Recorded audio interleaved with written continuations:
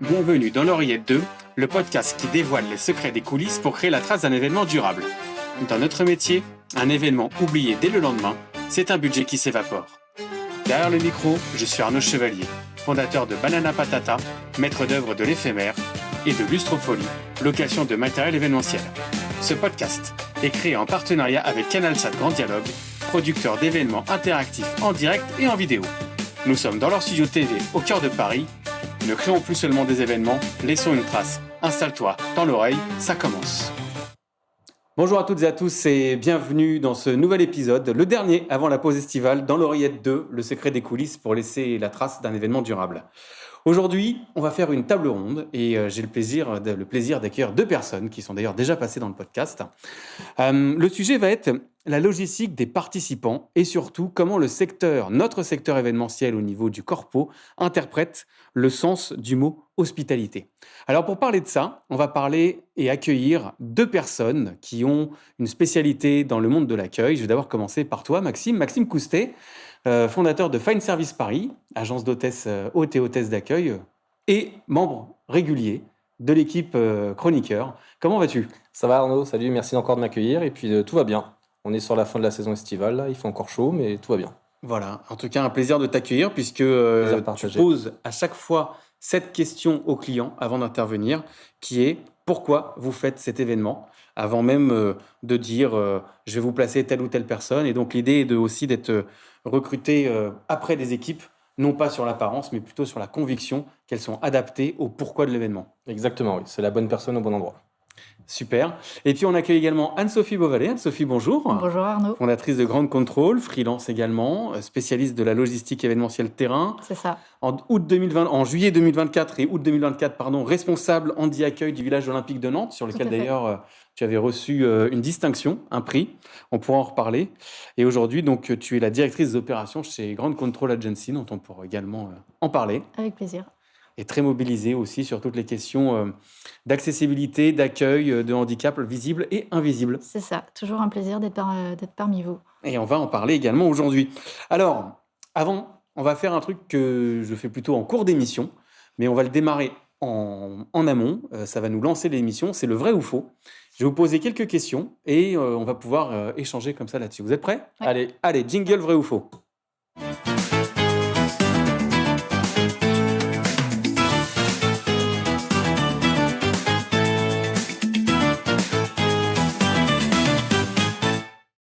Alors, je vais vous poser deux affirmations qui vont nous permettre comme ça de lancer un petit peu notre débat et notre sujet.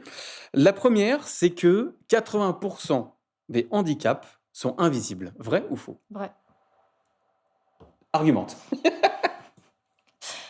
Pour le vivre au quotidien, aujourd'hui, et parmi notamment au village olympique sur la partie handi accueillante, aujourd'hui, on parle beaucoup de tout ce qui est handicap moteur, PMR, mais en fait, le PMR ne se résume pas au PMR+, c'est le PSH. Donc PMR, personne à mobilité réduite, PSH, personne en situation de handicap, qui regroupe un spectre qui est relativement large, qui va des neuroatypies aux problématiques psychologiques, au retard mental, etc., et qui ne se voit pas tous les jours. Maxime, vrai ou faux ? Vrai, c'est pareil, on a les handicaps visibles, c'est la face émergée de l'iceberg, il y a tout ce qu'on ne voit pas, tout ce qu'on ne devine pas, tout ce qui n'est pas dit aussi. Parce qu'il y a des gens qui vivent avec leur handicap au quotidien, ils vivent très bien, et du coup n'en font pas forcément communication, outre que besoin. Outre que besoin. Tu arrives du coup sur l'affirmation numéro 2. Un participant qui s'est inscrit et qui ne signale rien avant l'événement, en fait, n'a aucun besoin spécifique à anticiper. Faux. Je vous laisse, on est en mode conversation, donc je vous laisse prendre la parole. Vas-y Anso. Faux, parce qu'un participant n'a peut-être pas osé aujourd'hui proposer ses besoins, on n'a pas détecté en amont et on n'a pas posé la question du besoin, et c'est on verra bien sur place comment je vais gérer ma crise d'angoisse, comment je vais gérer potentiellement ma surdité, comment je vais gérer différents points qui aujourd'hui ne se voient pas. Par exemple en scéno, sur une plénière avec des jeux de lumière, on ne va pas prendre en considération les personnes épileptiques ou qui sont photosensibles sur le spectre de l'autisme. Donc c'est pas détecté en amont forcément. Tu as aussi, je pense, le côté avant l'événement, où tu as des événements où tu as le formulaire de participation. On va te poser plein de questions. Comment tu viens? Où est-ce que tu dors? Est-ce que tu as besoin d'un hôtel? Mais il ne va pas y avoir la question êtes-vous en situation de handicap? Parce que je pense que c'est encore un sujet tabou où on n'ose pas poser la question. Et on va considérer, peut-être à tort, que les personnes qui ont besoin vont se manifester. Mais il y a des personnes, Elles n'ont même pas signé l'employeur. Bah voilà. Qui sont en situation Donc, de handicap. Et je pense qu'on est encore dans cette timidité, on va dire, de se dire on prévoit au cas où plutôt que de toute façon, s'il y a quelqu'un qui est concerné, on le dira. Donc les allergies alimentaires, on les prend bien en compte, mais pas le reste. Oui. Mais en fait, c'est une pratique, les allergies alimentaires, mais pas tout le. Ouais. Alors qu'en fait, il n'y a même pas besoin de stigmatiser la personne en disant voilà, est-ce que vous êtes en situation de handicap? C'est juste dire aujourd'hui, est-ce que vous avez besoin d'une chambre au rez-de-chaussée parce que vous ne pouvez pas monter un étage, un escalier? Est-ce que vous avez besoin En fait, c'est juste poser les questions. Et je pense que ça amène plus facilement le côté oui-non et pouvoir détecter et anticiper justement ces différentes typologies de handicap. Oui, puis on reprend encore une fois le schéma du formulaire de participation. Tu mets juste oui, non, et après, le pourcentage va quand même être relativement faible. Je pense que sur 100 personnes, ça dépasse pas 10 personnes. C'est là où après, tu as quelqu'un de l'organisation qui prend son téléphone, son mail, est-ce qu'on peut échanger sur le sujet pour connaître vos besoins spécifiques? Et là, du coup, tu es dans une personnalisation de la participation. Je me dis en tant que participant, si je suis concerné, je vais apprécier ce moment, on va dire, d'échange. Et l'expérience, ça va commencer avant l'événement, en fait, pour moi. Oui, c'est de la relation client, c'est la détection de besoin. Alors, après, est-ce que dans le cadre où c'est une agence qui organise pour l'entreprise, c'est peut-être plus simple pour le salarié de se manifester, mais si le salarié n'a pas manifesté auprès de son employeur et qu'il n'ose pas trop pour différentes raisons, ça peut être pour des raisons de comment je vais être perçu, de promotion, d'évolution dans la structure, etc. Comment on peut amener quelque chose d'assez subtil sans forcément être, je ne vais pas dire brut de décoffrage, mais que la personne soit quelque part obligée, entre guillemets, de dire, voilà, elle n'est jamais obligée, c'est elle qui va décider. Mais est-ce que c'est juste, on ouvre la possibilité de signaler quelque chose sur un formulaire, et c'est déjà beaucoup par rapport à ce qui se fait. C'est déjà une belle étape, oui. Ouais, c'est déjà une belle étape. C'est vous les spécialistes de l'accueil. Moi, je pense que c'est parce que, encore une fois, 80% ne sont pas visibles. Et du coup, puis c'est pareil, en fonction des événements, de la typologie d'événements, de ce qui va être fait, d'un point de vue technique, d'un point de vue scéno, il y a un spectre tellement large que tu ne pourras pas cibler tout le monde. Et puis, il y a celui qui va décider de ne pas en parler. Maintenant, je pense qu'il y a d'une part donner l'occasion aux gens d'en parler.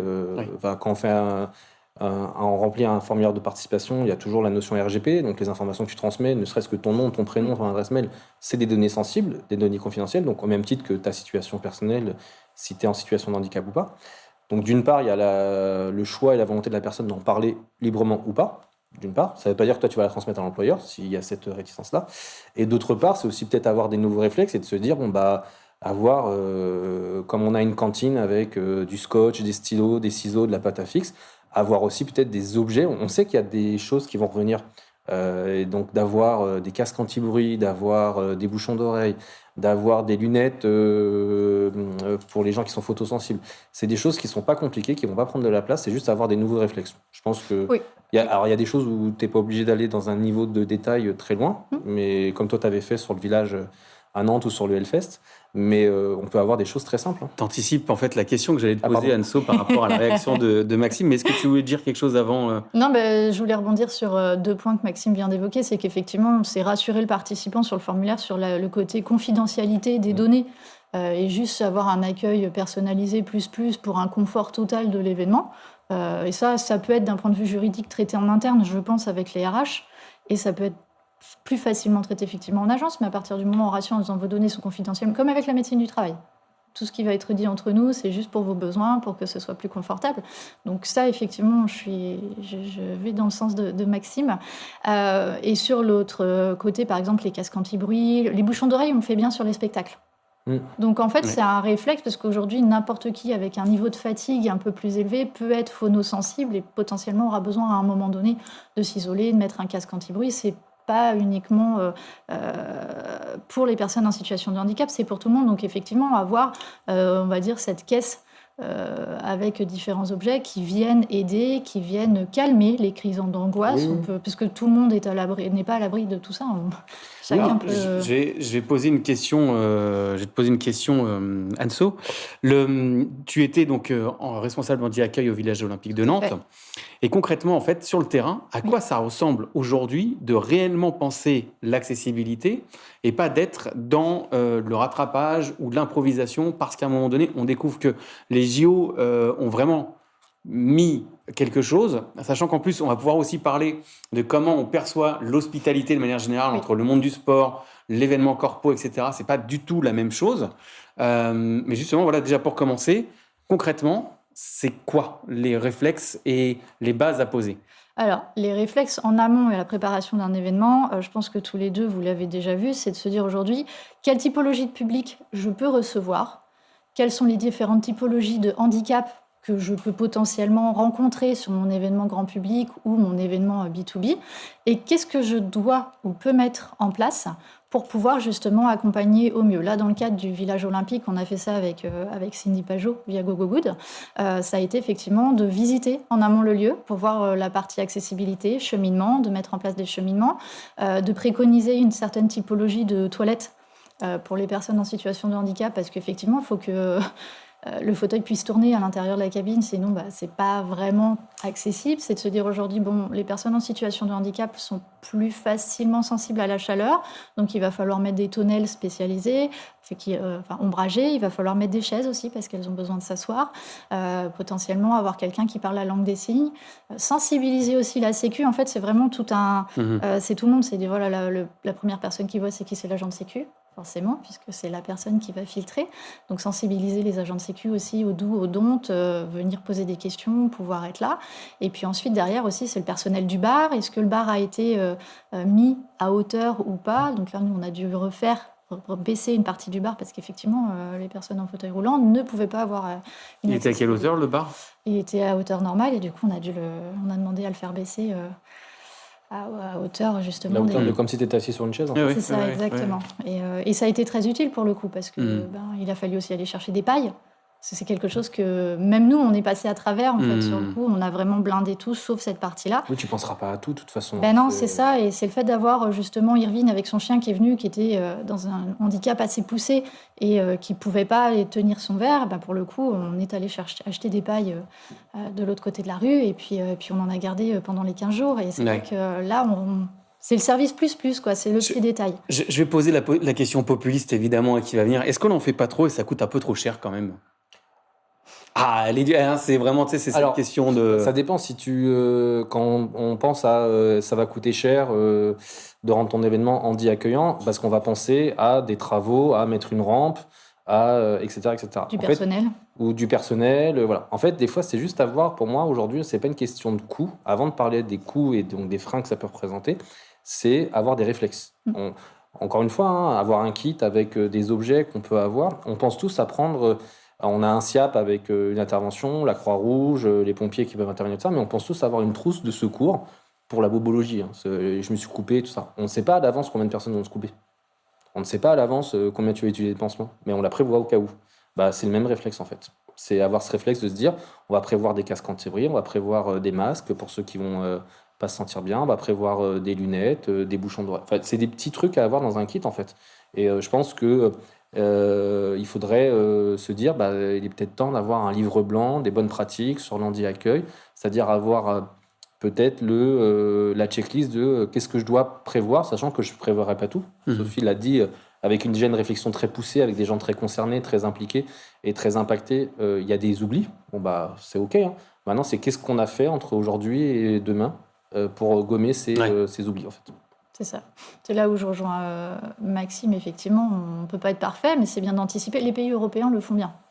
Quand on va en Angleterre, dans les musées, il y a une salle de prière, il y a une salle pour pouvoir s'isoler si on a une crise de panique, on a besoin. Le personnel d'accueil, il y a du personnel d'accueil dédié pour pouvoir venir justement nous accompagner. Donc, si les autres pays ont réussi à le faire, potentiellement, on est capable de le faire. Je ne pense pas que ce soit un coût qui soit mirobolant. Il y a des plages qui le font. Moi, j'étais étonné l'année dernière au Pays Basque. Des plages avec un handi-accueil. T'imagines, la plage, c'est une étendue de sable. Tu as la descente quand tu viens du parking. Et tu as une petite cabane, qui est la cabane des sauveteurs. Et à côté, tu as la cabane pour l'handi-accueil. je me dis, c'est pas exceptionnel ce qu'ils ont fait, on est sur une plage. Ouais, tout à fait. Il n'y a rien d'exceptionnel. Donc on n'en fait pas assez. Et on a souvent justement ce réflexe, tu l'as dit, de la rampe PMR, qui au final n'est pas le handicap peut-être le plus nombreux dans le pourcentage de personnes atteintes, qui est le plus visible, ça c'est sûr. Il faudrait faire quoi? Il faudrait faire un badge accessibilité, il faudrait... Déjà que les personnes sont atteintes, il faudrait les identifier encore plus, elles auraient un cordon de couleur différent. Comment en fait on joue sur l'identification de la personne au cours de l'événement? Alors là, tu viens de parler de salle ou autre, mais la personne, ça se voit pas, elle est malentendante, et puis on ne sait pas trop comment gérer ça sans mettre la focale sur elle. Oui. Exactement. Je pense que et tu me diras, Maxime, si tu penses la même chose. Le problème, en fait, il est très large. D'un côté, il y a toute cette partie où, en ce moment, on parle beaucoup de neuroatypie, etc. Donc, on fait énormément de handiwashing. Le handiwashing, ça sert et ça dessert la cause. Ça, c'est une première part. De mon point de vue, de ce que j'ai observé, en tout cas, en évoluant un petit peu dans des écosystèmes, il y a aussi une part de militantisme où c'est jamais suffisant. Et donc, forcément, si c'est jamais suffisant, ça y est, ça va pas. De toute façon, ça ira pas, donc j'en fais pas, quoi. Oui, voilà, c'est ça. Donc ça vient un peu. Moi, je me suis heurtée à des personnes qui sont venues justement faire une sensibilisation sur un événement et qui nous ont clairement dit ça va pas, ça va pas, ça va pas. Bon, à un moment donné, en fait, on essaye de faire au mieux avec ce qu'on a. On préfère être accompagné plutôt que de se faire tout le temps casser et que le travail va pas et que donc je pense que c'est un petit peu de tout en fait au final. Oui, et moi j'avais vécu un exemple personnel. J'avais un moment post-Covid où j'avais retravaillé un petit peu dans des schémas classiques et j'avais travaillé au musée Carnavalet et je me souviens une fois j'accueille quelqu'un en fauteuil roulant qui dit le musée il est pas adapté aux personnes en fauteuil roulant, tout ça, c'est quelqu'un un peu militant. Et puis, je me souviens que le musée réouvrait après 5 ans de travaux. Et il y avait un constat qui avait été fait, c'est qu'avant les travaux, tu avais 3% du musée qui était accessible aux personnes en fauteuil roulant. Après les travaux, tu avais 97% du musée. Donc, on a carrément inversé la tendance. Et j'ai expliqué ça à la personne. Elle me dit « je ne me rendais pas compte, monsieur. » Alors, parce que oui, c'était pas parfait, c'était pas adapté peut-être à elle et tout ça. Mais du coup, il y avait des vrais trucs qui avaient été faits. Et donc, en fait, effectivement, entre ne rien faire, parce qu'on se dit de toute façon, ils ne seront pas contents, ou de toute façon, on ne pourra jamais... ils ne seront pas contents pour le côté militant, mais il y a aussi, on ratissera jamais tout le monde de la même façon, aussi large que le spectre. Oui, tout à fait. Mais il y a faire des actions en fait, qui sont très simples et qui ne prennent pas beaucoup de temps, pas beaucoup d'énergie. Et encore une fois, c'est plus des réflexes et des attitudes à avoir. Peut-être que le problème, il n'est pas forcément est-ce qu'on en fait trop ou pas trop, c'est est-ce qu'on a suffisamment sensibilisé aujourd'hui les personnes, les enfants, les maîtresses d'école, les personnes en entreprise au handicap et pouvoir avoir justement les bons réflexes en fonction d'eux. On le voit tous les jours, les incivilités qu'on peut croiser dans le métro ou dans le bus. Finalement, ça montre qu'il y a peut-être aussi une part de responsabilité personnelle où chacun doit se prendre en charge en disant « Bon, ok, là, je vois une femme enceinte, forcément, elle va prendre la rampe d'accès, elle va être PMR, elle va avoir besoin d'accompagnement parce que arriver à un certain stade de la grossesse, c'est quand même un poids qui est... Donc je pense qu'il y a ça aussi en parallèle à prendre en considération. Après, c'est la question populiste qui était facile à mettre dans le débat et autres. Et justement, toi, tu poses à chaque client cette question que je disais en introduction, pourquoi vous faites cet événement, de manière à calibrer et recruter derrière des équipes. Mais en fait, cette question, elle change quoi dans ta manière de faire et dans ta pratique du quotidien? En fait, moi, depuis le début, ma vision, c'était de penser l'accueil différemment. Alors, il y avait à la fois le constat où c'est un métier qui est accessible à tout le monde. Donc, moi, j'ai décidé de le rendre accessible à vraiment tout le monde, c'est-à-dire même les personnes en situation d'insertion ou en situation de handicap. Et pour que ça soit le plus positif dans l'expérience, mais pour tout le monde, c'est-à-dire ceux qui sont les participants, mais ceux qui travaillent aussi sur l'événement, c'est d'avoir le plus d'informations avant l'événement. Et donc, quand tu poses la question à la personne, pourquoi vous faites cet événement-là, c'est la raison de pourquoi il y a un budget qui a été débloqué, pourquoi l'événement il va se tenir, l'actualité. Et donc, c'est plein d'informations qu'on va avoir avec le client ou le client final sur pourquoi l'événement il a lieu en fait. Et tout ça, ça te permet de mieux comprendre quels sont les tenants et les aboutissants, d'aller faire un repérage, d'aller voir un petit peu quels sont les pièges à éviter d'un point de vue gestion des flux, l'accessibilité bien sûr, et aussi de voir est-ce que ce qu'on t'a demandé, parce que avant toi c'était un autre prestataire et que le dimensionnement c'était 10-15 personnes, est-ce que c'est suffisamment dimensionné ou est-ce que ça n'est pas assez? Tu vois. Alors, ces dispositifs, tu as déjà vu, tu as des exemples où vraiment ça a fait la différence par rapport à des dispositifs d'accueil classiques? Puisque tu te positionnes comme étant sur une autre typologie de service, quelque Oui. chose où tes équipes, tu pars du principe que ce que tu fais font qu'elles sont plus informées Oui. par rapport à la concurrence et les pratiques de la concurrence, dans lequel tu vas inclure, en fonction des possibilités, donc des personnes soit en situation d'insertion, soit de handicap, et donc adapté, parce que tu as déjà pris l'exemple d'une personne qui était malvoyante, je crois, sur lequel vous aviez adapté un dispositif d'accueil vestiaire, voilà. Donc, t'as des exemples justement où ce type de dispositif que tu mets en place, qui aussi n'est pas dans les mêmes coûts que ce que pratique l'accueil par d'autres agences, ça a vraiment fait la différence pour les participants? Oui, parce que déjà, juste de faire un repérage, donc c'est-à-dire que tu fais un repérage, tu vas faire le déroulé de ta journée, mais aussi le chemin des participants. Mhm. Tu vois on va dire les entraves qu'il va y avoir pour quelqu'un en fauteuil roulant. Déjà, tu te dis, si on a quelqu'un qui est en fauteuil roulant qui arrive, par où va passer cette personne-là? Ce genre de choses. Quelqu'un qui va juste avoir du mal à se déplacer, en fait. Mhm.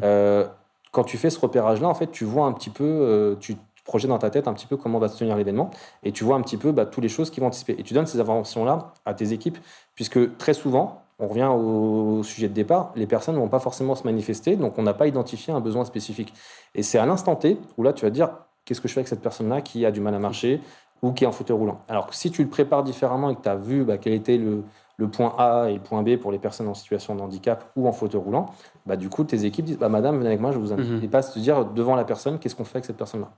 Qu'est-ce que ça change pour toi dans ton métier du quotidien de trouver un prestataire comme Maxime qui va mettre en place ce type d'action par rapport à d'autres types de prestataires présents sur le marché? C'est confortable. C'est confortable parce que de notre côté, en tout cas sur la logistique, quand on doit gérer des équipes d'accueil où on doit justement toujours être derrière, leur expliquer, être attentif, rester à côté, alors que quand on a une équipe comme celle de Maxime, justement, qui a été sensibilisée en amont, les do's, les don'ts, il y a tout un process qui a été mis en place, automatiquement, on peut se concentrer sur des points qui sont plus importants potentiellement, et on sait que l'équipe va gérer, on sait que ça va bien se passer, et on sait que l'accueil va être plutôt positif, que les gens vont être contents. Il va y avoir ce petit côté, toujours encore, c'est le service plus finalement, qui fait que on se sent un peu, en tant que participant, quand on met à disposition, on répond à une question par rapport à un besoin spécifique, et que tout se fait de manière fluide, avec écoute et justement et patience, pour le coup, on ressort de l'événement, on se dit putain, ouais, Alors. là, je me sens valorisée, ça m'a fait du bien d'être moi-même, mais aussi d'être comme tous les autres. Alors, est-ce qu'on n'arrive pas aussi là maintenant sur la question du sens du mot hospitalité? Parce que là, on a fait une focale sur les personnes en situation de handicap, mais si on prend aujourd'hui, est-ce que, de votre point de vue, quand vous intervenez sur différents secteurs, est-ce que le secteur corpo, globalement, aujourd'hui, organisateur de séminaires, conférences ou autres, par rapport au secteur sportif, par rapport au secteur culturel, il est en retard, en avance, à la ramasse totale, ou plutôt bien placé, et il n'a pas à rougir de ce qu'il fait déjà? Alors, si on prend le sport, moi je me souviens, il y a un moment des JO, ou juste après les JO, je me souviens, je regardais un talk show, je ne sais plus lequel, et tu avais un journaliste qui dit à des athlètes, je crois, médaillés d'or, comment ça se fait que votre discipline ou votre sport féminin n'a pas le même succès que le sport masculin? Et la réponse, c'était génial, parce qu'elle a dit déjà, il faut qu'on arrête de parler de sport féminin, sport masculin, c'est du sport en fait. Et je pense que c'est la même chose, sport, handisport, tant qu'on fait cette différence-là, alors là c'est l'univers du sport, mais tant qu'on fait cette différence-là entre accueil, handi-accueil, en fait, tu auras ce côté un peu retard. Il faut qu'on fasse quelque chose parce qu'il y a quelqu'un qui est en fauteuil roulant. Alors que demain, ce qu'il faut faire, c'est qu'il faut qu'on fasse tout court. C'est-à-dire, on prépare des badges, on prépare... Il y a des briefs qui sont préparés pour les différents intervenants. Alors nous, les hôtes et les hôtesses, mais ça peut être le traiteur, la sécurité, la technique. Dans le brief, en fait, il faut inclure des réflexes, encore une fois, de qu'est-ce qu'on fait quand il y a une personne qui est en situation de handicap. Pour revenir un peu à la question que tu me posais juste avant, moi, quand ça m'est arrivé d'avoir des gens qui étaient en situation de handicap dans les équipes, la jeune fille qui était malvoyante au vestiaire, ça avait bluffé tout le monde parce qu'on s'est dit, comment on fait pour trouver des manteaux? Mais ne serait-ce que quelqu'un qui est en fauteuil roulant, qui va juste faire du scan. Quelqu'un en fauteuil roulant, c'est juste qu'il est en fauteuil roulant, mais il n'y a aucune entrave à ce qu'il fasse du scan, comme n'importe lequel d'entre nous. En fait, du coup, tu envoies un message en disant ah ok, ils ont pensé à tout et ils sont open sur tous les sujets. Mhm. Et il n'y a pas ce côté de on va prendre en charge quelqu'un au moment où la personne va être devant nous, quoi. Il y a vraiment ce côté préparation. Alors, on ne prépare pas les événements en mettant forcément quelqu'un en situation de handicap. Encore une fois, c'est la bonne personne au bon endroit. Mais tu envoies ce côté de ils vont m'accueillir comme ils aimeraient être accueillis eux, en fait. Justement, je reviens quand même. Je vais gratter parce que ce mot hospitalité, il est un peu aussi le thème central. Est-ce que tu peux nous parler des différents types d'hospitalité qu'on peut rencontrer déjà dans ce que toi tu peux voir dans tes pratiques, que ce soit dans le culturel, dans le sportif? Comment tu peux juger l'interprétation du mot en fonction du secteur? Alors, je parlerai d'hospitalité sur le secteur sportif et je parlerai plutôt d'accueil personnalisé sur le culturel et sur tout ce qui est congrès, MICE, salon. Voilà, exactement. On n'a pas le même degré de demande, et je pense que tu le vois aussi, toi, sur les événements en fonction. Je me souviens, pendant la Coupe du Monde de rugby, j'avais une trentaine d'hôtesses à gérer sur les hospitalités de la Beaujoire, et j'avais 1 à 2 hôtesses par espace. Donc autant dire que ça fait quand même du kilomètre. Beaucoup de kilomètres. J'avais même une hôtesse qui était dans l'ascenseur. Voilà, c'était le truc plus. Bon, c'est très bien. Voilà, ça permettait de. Mais on va pas déployer autant d'équipes sur d'autres typologies d'événements. Et ce qui est dommage, parce que finalement, le participant, qu'il soit VIP, qu'il soit conférencier, qu'il soit standiste, qu'il soit peu importe la typologie, en fait, on a aussi besoin de lui montrer qui compte pour nous et qu'on a envie de lui apporter justement ce service, ce petit service plus qui répond à sa demande. Rien que de mettre quelqu'un qui parle anglais, qui soit bilingue anglais quand on est sur un salon international, par exemple, c'est ultra important, mais c'est pas toujours le cas. Donc pour moi, c'est vraiment la différence, elle est là, elle réside dans ça. Est-ce que la condition de celui qui accueille est liée à la condition de celui qui est accueilli? Ou est-ce que c'est 2 problèmes qu'on pourrait séparer? C'est séparé. C'est séparé. En fait, moi, je me dis, si là, c'est le côté prestataire qui parle. Si tu es bien préparé, si tu es bien briefé, tu vas accueillir dans des bonnes conditions, en fait. Et du coup, tu vas être bien dans ton rôle et derrière, tu vas transmettre ça, en fait. Oui, si tu es bien accompagné. Voilà. Maintenant, pour moi, je pense que c'est la même chose. C'est-à-dire qu'en fait, en tout cas, moi, c'est la sensibilité que j'ai, c'est la volonté que j'ai. C'est de bien préparer mes équipes en amont, comme ça, le jour J, elles sont focus sur l'accueil et sur l'hospitalité. Alors, tu viens de parler de bien préparer, c'est parfait, parce que comme ça, je peux poser la question qui arrive, qui est, on a une chaîne client, évidemment, l'agence, le client, le lieu, le prestataire d'accueil, etc., etc. Je vais vous poser la question de qui porte la responsabilité lorsqu'on considère que l'accueil de l'événement est raté. Est-ce que c'est la faute du client qui n'a pas mis assez de budget? Est-ce que c'est la faute de l'agence qui ne l'a pas suffisamment montré comme étant un poste stratégique? Est-ce que c'est la faute de l'agence peut-être aussi qui aurait pu le sous-traiter trop tard, ou du client qui l'a mentionné trop tard? Ou est-ce que c'est aussi la faute du prestataire qui soit ne prend pas le temps de bien prendre en compte son dossier, et parce que c'est une grosse machine, il les envoie et des fois les recrutements est fait à la dernière minute et il n'y a pas de brief? Bref, qui est responsable de tout ça si l'accueil d'événements est raté? Je vois sourire depuis tout à l'heure. Vas-y. De mon point de vue, on est tous un maillon d'une chaîne et on est tous responsables. À partir du moment où, effectivement, les prestataires disent « voilà, là c'est sous-dimensionné, attention, il va se passer ça ». Donc forcément, oui, mais j'ai pas plus de budget, je peux pas faire des miracles en fait. Et on en est conscient. Après, on vient pallier, nous, sur le terrain, aux côtés des équipes d'accueil, pour pouvoir aller plus vite, faire de la gestion de flux et autres, pour aussi les soulager. Mais on est tous responsables, au final. En fait, on a tous, à un moment donné, soit un point d'alerte, soit le mot à dire, et puis... Ou une responsabilité. Et après, c'est à l'agence et au client de déterminer, finalement. Mais on est tous responsables, effectivement. Tous. Non, parce que s'il y a quelqu'un qui a été négligent ou qui a oublié cet aspect-là, en fait, il y a bien quelqu'un qui met le doigt dessus. Donc, et si là, dans tout ce que tu as cité, si on prend les 4 exemples, c'est-à-dire le client final, l'agence, le prestataire ou la personne qui tient les cordons de la bourse, s'il n'y en a aucun qui met le doigt dessus, c'est qu'ils sont pas au bon endroit, en fait. Moi, ça m'arrive souvent de dire, attention, l'accueil il va être sous-dimensionné, le risque, ça va être ça. Après, mon client, c'est-à-dire l'agence, va prendre en connaissance de cause. Il va alerter le client final qui va ou pas débloquer du budget. Mais en tout cas, l'information a été donnée. Après, on ne sera pas à l'abri d'avoir un accueil raté, mais en tout cas, on a alerté. Alors, on va parler du budget alors, dans ce cas-là. Le client final, lui, il est prêt à payer pour quoi? Pour un événement globalement réussi, qui se passe bien. Mais sur cette question d'accueil, est-ce qu'il compterait pas un petit peu sur ce petit supplément d'âme gratuit sur lequel on compte, que peut fournir le prestataire, sur sa capacité à réagir, à s'adapter, à faire le petit effort en plus qui fait que, je vous vois sourire, on vous l'a déjà demandé. Oui. Ou vous le faites inconsciemment. Non, mais alors, après, tu as envie que ça se passe bien, mais c'est pas rendre service à quelqu'un de lui faire un cadeau, en fait. C'est-à-dire qu'il faut travailler à prix juste, mais je pense que le client, en fait, il est prêt à payer ce qu'il faut tant qu'il y a du vrai en face. C'est-à-dire que l'accueil, il est dimensionné comme il faut. Encore une fois, c'est un peu un credo qu'on a, c'est la bonne personne au bon endroit. Si tu as eu des bons échanges avec l'agence ou avec le client, parce que nous, on a des clients aussi en direct, qui lui a dit, attention, le risque, c'est ça. Voilà, après c'est pris en connaissance du code. Mais tant que tu restes dans le vrai et dans l'honnête et que tu travailles, on va dire, honnêtement dans la façon dont tu fais les choses, oui, mais au même titre que moi, ça m'est déjà arrivé de dire il y a trop de personnes de prévues. Je pense que c'est trop. Maintenant, si le client dit oui, mais ça me rassure d'avoir tant de personnes, moi je vais faire en sorte que les personnes soient efficaces et que ça fasse pas grappe de raisin et que ça discute entre eux. Mais voilà, je pense que moi, en tout cas, j'essaye d'éduquer mes clients, éduquer entre guillemets, sur faire attention parce que l'accueil, c'est le premier sourire et le dernier au revoir. On entend des choses que les gens verront pas, ou en tout cas, quand tu organises un événement ou que tu coordonnes un événement, il y a trop de choses, trop de trucs pour aller dans un niveau de détail, sauf si tu as le radar et que tu tombes au bon moment à chaque fois qu'il y a une merde qui se passe, quoi.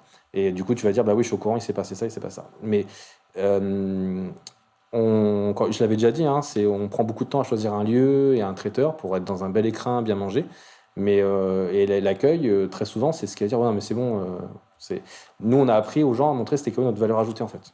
L'importance de notre rôle, de faire du rétex et de la remontée d'infos. La directrice logistique. Non, mais je suis d'accord avec Maxime. Ça m'est arrivé plusieurs fois de dire attention, là, c'est sous-dimensionné. On risque d'avoir un problème. Ou alors là, on n'a que 30 minutes entre le moment où tout le monde arrive et tous les bus et la rentrée en plénière. On prévoyait du retard. Oui, mais non, mais prévoyez du retard. Et effectivement, on doit mettre des points d'alerte. Après, les clients prennent ou prennent pas en considération. L'agence prend ou prend pas en considération. L'agence d'hôtesse prend ou ne prend pas en considération. Mais effectivement, on doit être force de proposition et mettre des points d'alerte. Donc attention, là, clairement, ça va cracher, ça va pas être possible. On va avoir Et c'est arrivé, moi, sur plusieurs événements, effectivement, où tout d'un coup, on a mis un point d'alerte sur le timing et on se retrouve avec des embouteillages monstres à l'accueil, à la bagagerie notamment, parce que ça prend du temps. Et du coup, que la plénière commence en retard. Et ça fait mal au cœur, parce qu'on se dit, ouais, mais pour différentes... le client n'a pas voulu changer le timing, ou alors la ligne budgétaire ne pouvait pas bouger, ou alors ça s'est fait comme ça les années précédentes, mais il y avait peut-être un petit peu moins de valises, etc. Mais c'est vrai qu'on cherche souvent le coupable à ce moment-là. Ouais. Et en fait, il n'y a pas de coupable, parce que tout le monde est responsable. C'est ça. Est-ce que la LOC doit se battre beaucoup plus que les autres intervenants d'un événement pour se faire entendre et montrer qu'il y a certains points essentiels qui pourtant sont perçus comme fluides ou qui pourraient passer sans qu'on s'y intéresse trop? Sur la gestion de flux, je pense qu'on doit se battre un peu plus. C'est un point si on n'a pas cette notion de terrain, d'avoir vécu le terrain en amont, d'avoir vécu les postes d'hôtesse, d'avoir vécu les postes de TL, d'avoir vécu... Ça, c'est une notion qui peut rester abstraite. Mais en vrai, on se bat tous pour nos bébés, pour nos propositions, pour faire en sorte que ça se passe au mieux. Donc, mais par contre, il faut avoir une vraie écoute bienveillante entre tous pour faire en sorte que moi je fais pas ma log dans mon coin, moi je fais pas ma prod dans mon coin, moi je fais pas mon topage dans mon coin, et qu'au final ça vient coincer. C'est de se dire voilà, on est tous une équipe, on est tous le maillon d'une chaîne et on doit tous discuter en prenant bien en considération que la première personne qu'on voit, ça va être les hôtesses sur le parvis avec leur panneau sucette, ça va être l'hôtesse à l'accueil ou l'hôte à l'accueil qui va scanner. Donc, et à la bagagerie aussi, où ils vont être sous l'eau parce que c'est sous-dimensionné, donc forcément ça peut créer des petites frictions, et c'est normal, il faut courir, il faut aller vite. Donc les équipes de Maxime sont les points d'entrée qui qui sont le reflet de l'accueil et de la satisfaction client au final. Hein. Et de l'organisation, parce que très généralement, c'est vrai que les gens vont faire le raccourci en disant, en nous remerciant, merci pour l'organisation. On n'a Oui. pas Oui. participé à l'organisation de manière globale, au sens où on l'entend, mais les gens prennent le temps de te dire ça. Donc, c'est-à-dire que pour eux, ça a été fluide du début à la fin. Ouais. C'est ça. Ouais, Et donc, c'est révélateur. Hein. c'est un marqueur. Très bien. Eh ben, je vais vous emmener au tribunal tous les deux. Il va être temps d'être procureur, juge ou avocat. Et donc, jingle tribunal.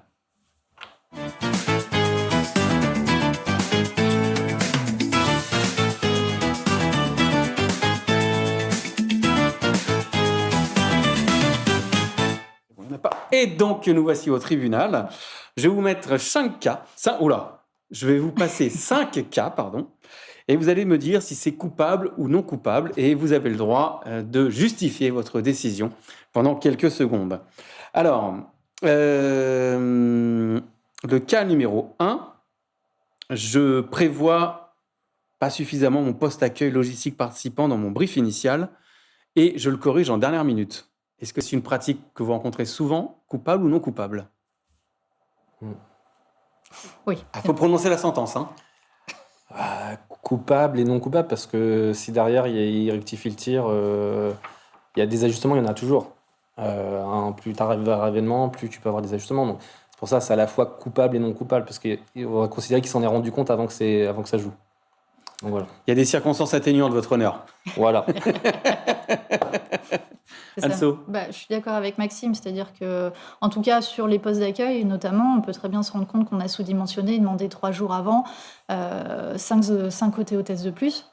On sait que potentiellement, ça va passer. Par contre, là où on ne peut pas demander, c'est de se dire on va rechanger tout le plan d'acheminement, les transferts et autres, 3 jours avant. Clairement, Ouais, ça, là, c'est- voilà. Non, Tout dépend du poste, en fait. Tout dépend du poste. Et puis il y a des fois, tu as t'as tout bordé, tout ça, tu as commandé l'ISO, tes hôtesses, t'es OK. Puis je sais pas pourquoi, 2 semaines avant l'événement, tu as eu un pic d'inscription qui fait que tu as 50% de participants en plus. Quoi. Donc là, à la limite, c'est pas de la manque d'organisation, c'est juste que ton événement Alors, rencontre plus de succès. rencontre plus de succès que prévu. Voilà. Il faut s'adapter. Allez, le cas numéro 2. Recruter des personnes plutôt sur l'apparence versus la compétence relationnelle. Coupable, hein. Je vais pas dire l'inverse. Non, mais c'est... C'est une pratique encore dans le secteur? Beaucoup? Parce qu'il y a eu quand même pas mal de MeToo, de reportages. Il y a eu 6 mois, quelque chose d'autre qui était passé sur France Télévisions, Oui. etc. Enfin, c'est une pratique qu'on rencontre encore beaucoup? Alors, tu as l'officiel et l'officieux. Mm. Officiellement, toutes les agences, tous les prestataires aujourd'hui incluent la RSE, incluent l'inclusion, incluent etc., etc. Sauf que sur une donnée où potentiellement certains clients peuvent mettre un peu la pression à certains prestataires, ou que les prestataires c'est leur politique, mais qui n'est pas dite, c'est de se dire aujourd'hui en fait on va aller chercher que des jolis minois, parce que ça fait bien sur les photos, parce que ça montre une belle image. Là où en fait aujourd'hui on fait évoluer les choses et l'hôtesse potiche qu'on va mettre sous la lumière parce que c'est joli et qu'elle est juste là pour dire bonjour, ça commence à se terminer parce que les agences aussi ont conscience que c'est un poste inutile. Ouais. Donc finalement aujourd'hui il y a aussi, je trouve de mon côté en tant que prestataire, et peut-être que Maxime le voit aussi, c'est qu'aujourd'hui on essaye plutôt d'être dans l'efficacité plutôt qu'autre chose. Et il y a encore des pratiques où c'est un peu le border. Après, il y a aussi, suivant l'événement, où on n'a pas le choix, en fait. Un événement qui est retransmis à la télé avec une exigence, le Tour de France, par exemple, ils ont des exigences assez importantes sur certains postes. Bon, potentiellement, effectivement, mais là, on n'est plus sur de l'hôtessariat, on est sur de l'hôtesse mannequin. Normal ou pas normal, pour le coup? Parce que là, j'ai envie de poser la question de en quoi, je veux dire, par rapport à l'image que tu vas renvoyer, la construction de la personnalité qu'on peut se faire ou autre, est-ce qu'aujourd'hui, c'est normal d'aller chercher justement ce genre de choses? Tu vois, tu prends un exemple, le Tour de France, mais le Grand Prix de Formule 1, Oui. etc. Enfin, je veux dire, on peut trouver plein d'événements comme ça où, effectivement, à un moment Fashion donné... Week, Oui, voilà. Et en quoi ça amène une qualité en plus, tu vois? L'esthétique? Tu parles de... Ouais, oui. Enfin, pour moi, c'est franchement. C'est juste visuel en fait, parce que une personne qui présente bien, homme ou femme, tu sais pas si derrière elle est en capacité de créer un rapport à l'autre. Nous, on va mettre d'abord l'accent dans le recrutement sur la capacité de créer un rapport à l'autre, c'est-à-dire est-ce que le temps de l'entretien avec la personne, et puis après quand on va l'observer sur le terrain, ça va me créer quelque chose, c'est-à-dire, je veux dire, Je vais prendre du plaisir à voir la personne travailler. Après, si la personne elle est esthétiquement belle, bon, bah, tant mieux, c'est un plus. Mais c'est pas un critère premier pour moi. Pour moi, je préfère quelqu'un qui va prendre du plaisir, qui va s'éclater à connaître l'événement, connaître le programme, les changements qu'il y a à faire et qui va pouvoir renseigner tout le monde, peu importe le poste où elle va se trouver. C'est-à-dire que tout le monde doit être formé avec le bon niveau d'information. Moi, c'est ça qui m'intéresse. Après, que tu aies été mannequin, que tu aies travaillé chez L'Oréal, que tu aies fait tel défilé de mode, bah, c'est très bien pour ton CV, mais c'est pas ce que moi je recherche en fait. Et je pense qu'aujourd'hui, il y a ce côté un peu encore poussiéreux où on recrute des hôtesses d'accueil alors qu'il y a aussi des autres. Mais en même temps, il y a aussi cette prise de conscience que tu disais où il y a peut-être des postes qui étaient des fois des impératifs et que du coup sont devenus. Il y a une prise de conscience de dire bah, c'est peut-être pas utile d'avoir quelqu'un là en fait. Et pour éclaircir ta position, quand tu disais coupable, tu parlais pour Fine Service ou pour le secteur? Ah, pour le secteur. Ok. Nous, on est Après, coupables. Non, mais il faut bien clarifier la chose. C'est vrai, Mais merci. de mon côté, en tout cas, en tant que sur la partie logistique, moi, j'ai aucun problème à ce qu'un client me demande effectivement des hôtesses qui soient mannequins avec une certaine taille et autres, parce qu'ils ont des exigences. Mais dans ces cas-là, le prix va pas du tout être le même. Oui, tu as des grilles en fait. Une hôtesse d'accueil, c'est pas une hôtesse mannequin. Et une hôtesse mannequin, c'est pas un top modèle, c'est pas un mannequin. C'est-à-dire qu'en fait, tu vas avoir un peu encore. Parce qu'on a envie d'avoir la meilleure image de son événement. Hein, donc, tu as encore des gens, et c'est parce que c'est comme ça aujourd'hui. Après, dire c'est normal, c'est pas normal. Pour moi, c'est pas normal, mais après, je suis là pour juger personne. Mais ils vont te dire, bah, on veut des hôtes et des hôtesses, tout ça. Et après, en off, ils vont te dire, ouais, on aimerait plutôt telle taille et tout ça. Ouais. Et tu leur dis, bah, moi, je travaille pas comme ça, en fait. Oui, c'est Bah, ça. moi, d'un point de vue personnel, je trouve ça encore rétrograde, tu vois, Oui. par rapport même, ne serait-ce aux images que tu peux envoyer et tout. C'est un point de vue perso. Il n'y a pas de... Voilà, je Mais pas de sur, jugement, mais... sur certains événements où tu vas avoir une scénographie ou une visibilité, c'est-à-dire que ça soit filmé, tout ça, je peux le comprendre. Maintenant, c'est pas ma façon moi de travailler. Mais je peux comprendre qu'il y a des impératifs d'esthétisme, de taille, parce que voilà. Mais du coup, il faut bien dire les choses. C'est-à-dire que c'est des hôtesses mannequins et pas des hôtesses mais d'accueil. comme je suis pas d'accord, je vais lancer la révolte des moches, comme ça va faire... Mais c'est très bien. Et on sera aussi sur les plateaux télé. Allez. Nouveau cas, demander à un hôte ou une hôtesse d'accueil de masquer sa propre situation de handicap pour ne pas perturber l'image de l'événement. Bah, Coupable, hein. Coupable Puis c'est interdit par la loi. dans le secteur? Oui. Ouais. Oui. De toute Ah façon, oui. tu l'as dit tout à l'heure, hein, n'importe qui aujourd'hui peut occuper un poste d'accueil. Oui, et là-dessus, je pense pas qu'il y ait quelqu'un. Enfin, moi, en tout cas, les fois où j'ai abordé le sujet, quand j'ai posé la question, on m'a jamais dit non, je préfère pas. Tu vois, c'est parce qu'on fait attention aussi à comment on le fait, enfin, si on doit le faire. Donc voilà. Oui, puis on s'adapte aussi aux clients en fonction de qui on a en face de nous aussi. Oui. S'il y a une oreille attentive, on va pousser un peu plus la chose. S'il n'y a pas, on va essayer de le faire différemment pour progressivement montrer que finalement, la personne qui l'a eu à l'accueil était en situation de handicap, mais a fait un travail remarquable. Ah d'accord. Voilà, donc c'est vraiment aujourd'hui, c'est de l'écoute client, c'est du service client, c'est comment on adapte notre offre commerciale à tout ça. Hein. Ok. Dernière question, traiter l'accueil comme un poste secondaire vis-à-vis de la scénographie ou du casting artistique. Coupable. Oui, pareil, coupable. Coupable, on n'arrête pas de le répéter depuis le début, mais effectivement, c'est la première image qu'on voit. Une équipe efficace, qui va très vite, qui sourit, qui répond aux questions, qui est plutôt bien dans ses baskets, ça, tout de suite, ça nous met dans le bon mood. C'est effectivement... Ça fait partie du décorum. Hein. Ouais, c'est ça. De toute façon, on dit toujours en entreprise, vous êtes le premier en tant que commercial, c'est vous qui allez faire en sorte que... là, c'est un peu la même chose, c'est une image de marque. Voilà, c'est... En tout cas, les équipes d'accueil sont représentantes pour moi, et c'est hyper important, de l'image de marque de l'entreprise, des valeurs humaines de l'entreprise. C'est les ambassadeurs. C'est exactement ça, oui. Ok. On va arriver vers la synthèse. On arrive à la fin de cet épisode. Et donc, du coup, je vais vous demander à chacun d'entre vous une recommandation, une manière de faire, une chose qu'un décideur devrait vérifier avant son prochain événement pour que, justement, l'accueil, la logistique, pour ta part, se passe au mieux. Qu'est-ce que vous auriez comme reco dans vos pratiques que vous pourriez passer? Il y en a beaucoup. Je t'en prie. Il y en a beaucoup. C'est effectivement aujourd'hui, moi, mon point noir sur un événement, c'est la gestion des flux. J'ai beaucoup de mal à voir des gens patienter parce que je sais pertinemment que s'il y a un imprévu, ça va avoir un impact sur le déroulé de la journée et que derrière, forcément, le client final, le timing ne va pas tenir, il va falloir parler moins longtemps. Donc, ça va être crescendo aussi avec le topage qui va devoir réajuster les choses. Donc, vraiment, la gestion de flux, c'est un impératif aujourd'hui et il faut le prendre en considération pour que derrière, tout se passe au mieux. Mais la gestion de flux, c'est pas que l'accueil, ça va être aussi le traiteur, ça va être aussi le placement en salle, ça va être les bus, les transferts notamment, les avions, etc. Mais le flux, vraiment, ça c'est quelque chose chez moi, j'ai vraiment un besoin que le flux soit très fluide, parce qu'on gagne du temps, parce que ça se passe bien, parce que personne n'aime attendre. Clairement, hein. Aujourd'hui, Oui, puis personne n'aime attendre. Hein. tu as le temps d'attente versus la sensation d'attendre, et c'est comme la météo avec le ressenti. Hein. C'est exactement ça. C'est ça. Maxime, ta reco? À part pour ceux qui ne nous connaissent pas encore, nous embaucher. Non, plus sérieusement, c'est inclure le prestat dont c'est l'expertise pour la gestion du flux et l'accueil, c'est l'inclure dans le repérage technique. On fait venir un directeur technique ou un prestataire technique parce que c'est son domaine d'expertise. On doit faire la même chose pour nous, pour tout, quoi.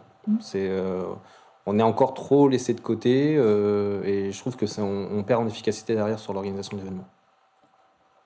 Super. Merci à vous deux pour ce passage dans cette émission. Merci à toi. C'était un plaisir d'arriver et de conclure cette première partie de saison avec tous les deux sur ce sujet. Plaisir partagé. Si je devais résumer un peu notre échange, c'est que aujourd'hui, l'importance de l'accueil, c'est la première et dernière image de l'événement, et que c'est un point parfois qu'on oublie en tant qu'organisateur, que ça va être cette sensation-là, la dernière sensation qu'on va laisser, la première, c'est là-dessus.